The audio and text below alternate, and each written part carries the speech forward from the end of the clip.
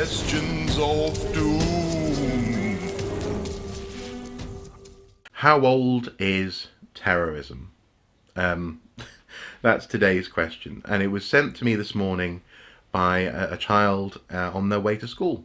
Apparently they borrowed their mum's phone, their smartphone, and they just sent this question in as fans of Archaeology. They wanted to know how old is terrorism. Now, you'll notice I haven't started with my typical, hello and welcome to Questions of Doom, because this morning's video, and frankly how I'm feeling this morning, doesn't really warrant that kind of flamboyance. It's a very sad day. Last night I woke up, and so did this person who asked me this question this morning, to the news that an Ariana Grande concert was subject to a suicide bombing. Ariana Grande is a singer very much linked with the Frozen phenomenon, so she's got lots of young fans, especially girls. And last night, in Manchester, someone blew themselves up, killing a confirmed, at the time of recording, 22 people and injuring around 60 others. And so this question just cut through my shock and disbelief, and frankly my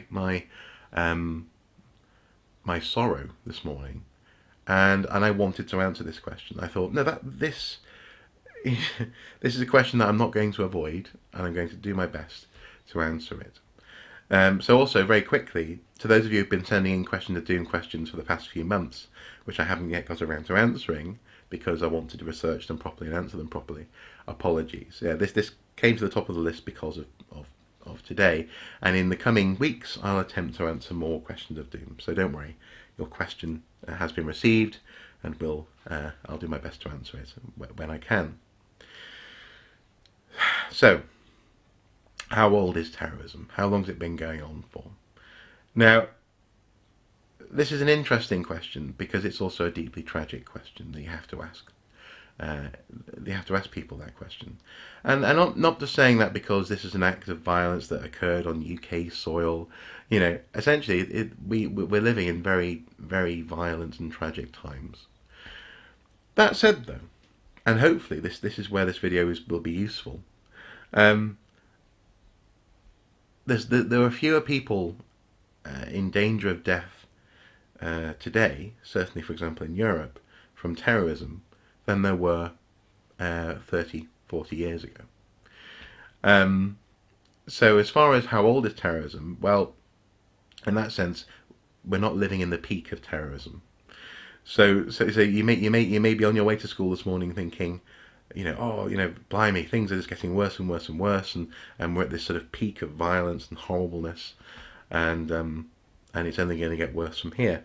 Whereas, let me just start by saying that actually, no. In terms of numbers of people, in terms of the actual physical impact of terrorism, especially, for example, as I say, in Europe, there are fewer incidents, fewer deaths, fewer active groups today than there were when I was born, for example. So, within my lifetime, arguably we've come down from a peak.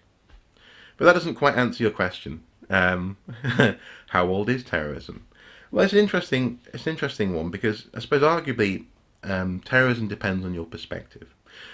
For some people, it could be a case of a freedom fighter is a terrorist. Just I suppose it depends on who won that particular conflict. Arguably, for example, you could describe some of the acts of the American Revolutionary War from a British perspective as being terroristic in nature. The actual term terrorism comes from the 18th century, when people were describing certain styles of rulers, especially in France, as being tyrannical, terrible, and therefore enacting terror on their people. And so actually it's by definition, in that sense, it's a political statement, it's a political word.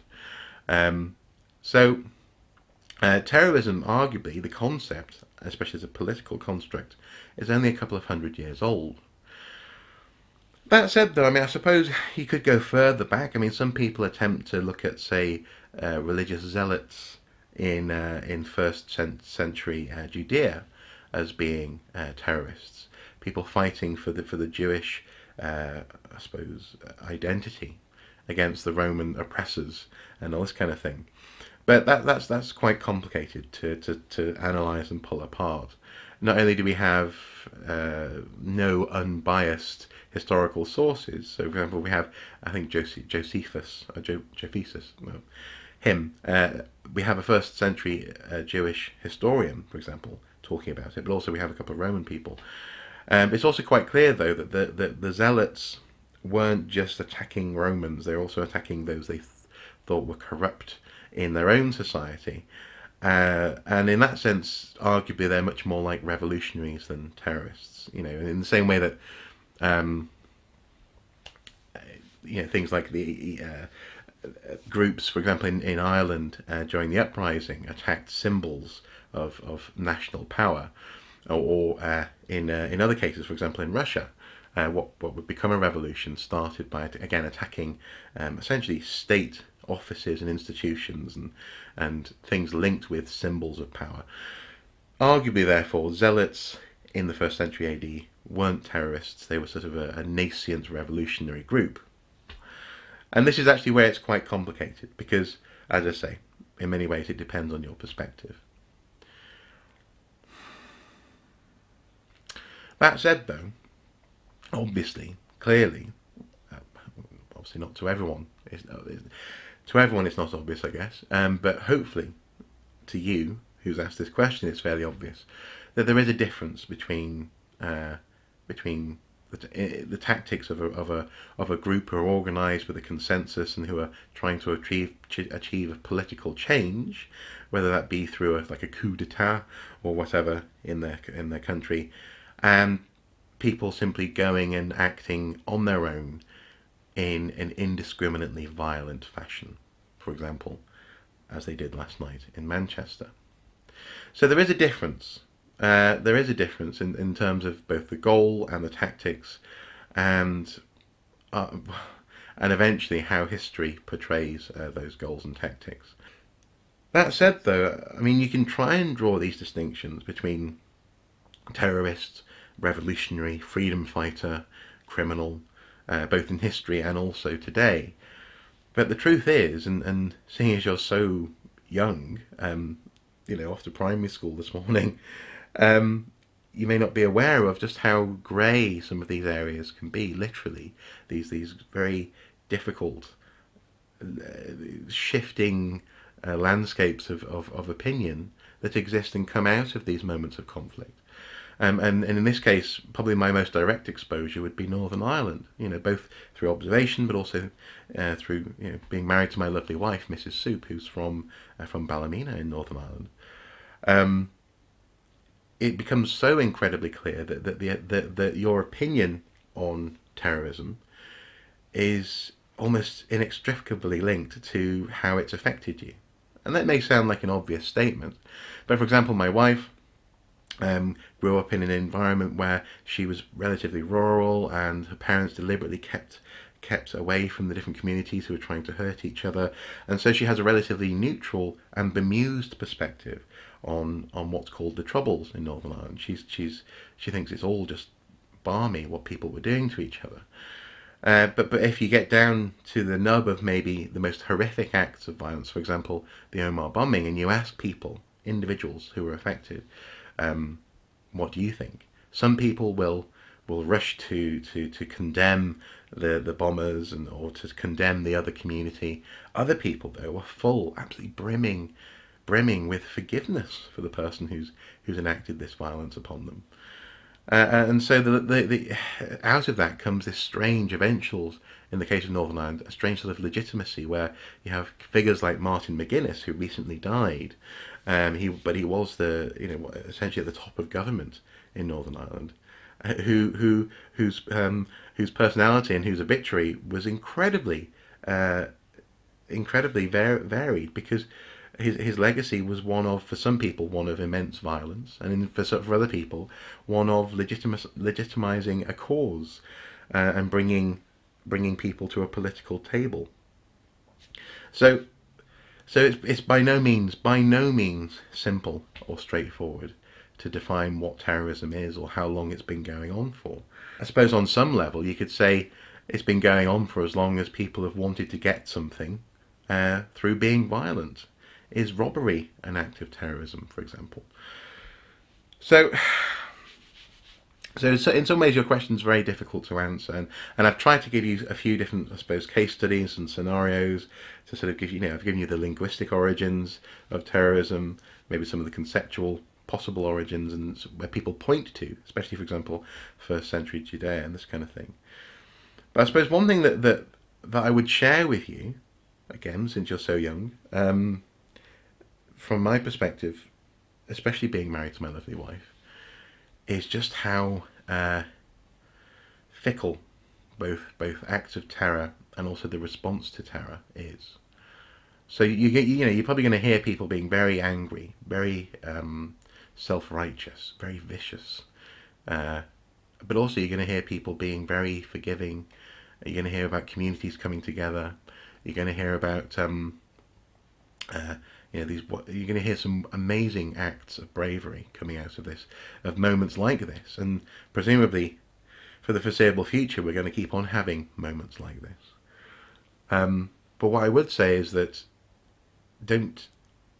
as with anything, don't judge people based on the acts of the few. And I say that from personal experience. I mean, I'm married to someone from Northern Ireland. Not that long, frankly, when I was growing up, I knew people who married people from Northern Ireland who were, spat on in the street. Because the public, were going, oh, you can't marry a terrorist and this kind of thing. But plainly that's ridiculous. I mean, Mrs. Soup really shows that not everyone from Northern Ireland is a terrorist, Frankly, most people from Northern Ireland aren't terrorists.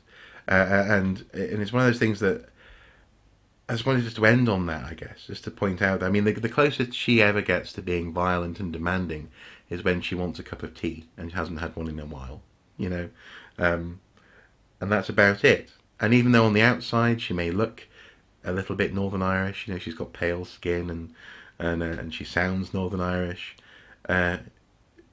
she's not a terrorist. And so just hold on to that in the days to come, in the months and weeks ahead, as you're talking about this with your friends, and as undoubtedly, unfortunately, more events unfold across the world like this. Just hold on to the fact that this isn't a society, this isn't a religion, this isn't frankly a particularly organised political group that's doing this sort of stuff. These are usually acts of violence, indiscriminate violence, being perpetrated by people who are small and petty, and who are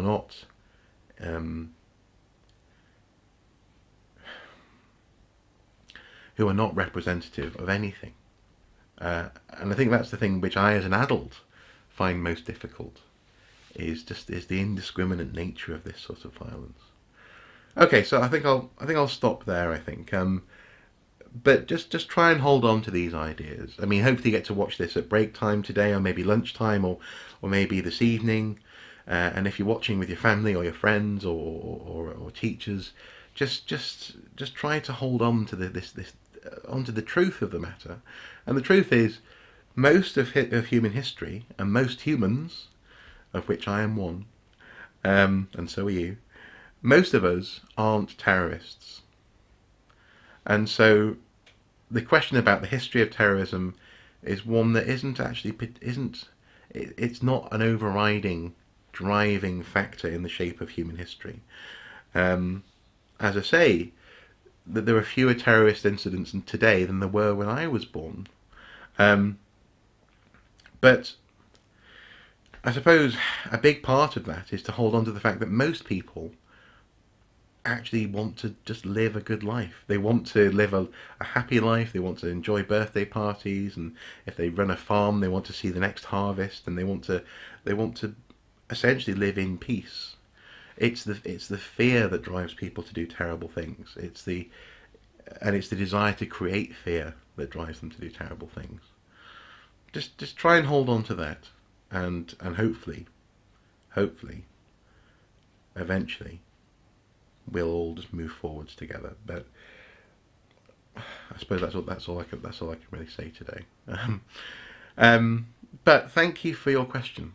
Thank you so much for your question. Thank you for thinking. Frankly, thank you for thinking, not just feeling on a morning like this. You weren't just upset. You weren't just angry. You weren't just vying for vengeance, as it were. You wanted to know. Well, I wonder how long what is the history of terrorism? Thank you. You have actually helped me this morning. You helped to motivate me. So thank you very much. As ever, everyone out there, until next time, do take care.